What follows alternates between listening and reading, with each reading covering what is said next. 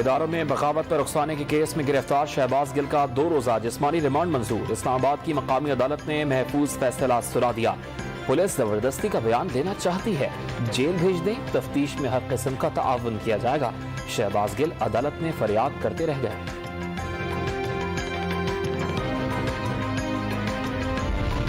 शहबाज गिल पर जहनी या जिस्मानी टॉर्चर के ठोस शवाहिद नहीं मिले। मुल्जिम ने तफ्तीश में रुकावट डालने के लिए ड्रामा किया।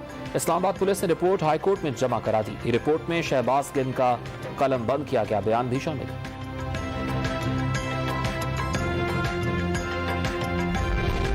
इस्लामाबाद हाईकोर्ट ने इमरान खान की 3 रोज़ा राहदारी जमानत मंजूर कर ली। इंसदाद दहशतगर्दी अदालत से रुजू करने का हुक्म।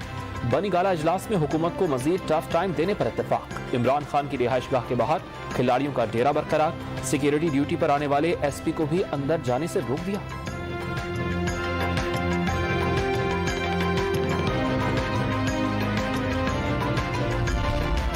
जज और पुलिस को धमकियां देने वाला बनी गाला से भाग गया। इमरान खान ने मुल्क को अदम इस्तेहकाम से दो चार कर दिया। वफाकी वज़ीर इत्तलात मरियम औरंगज़ेब की कड़ी तनकीद। फॉरेन फंडिंग केस में गैर मुल्की एजेंट करार पाने का दावा।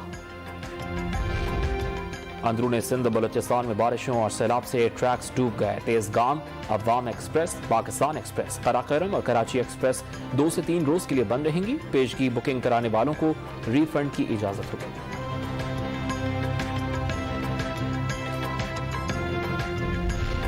बारिशों के बाद नदी नालों में तुग़यानी से रुझान में भी सैलाब सी सूरत हाल। माँ और 2 बेटियां जाँ बहक। इलाका मकीनों ने 3 लाशें निकाल ली। मुतासरा अफराद की महफूज मकामात पर मुंतकिल।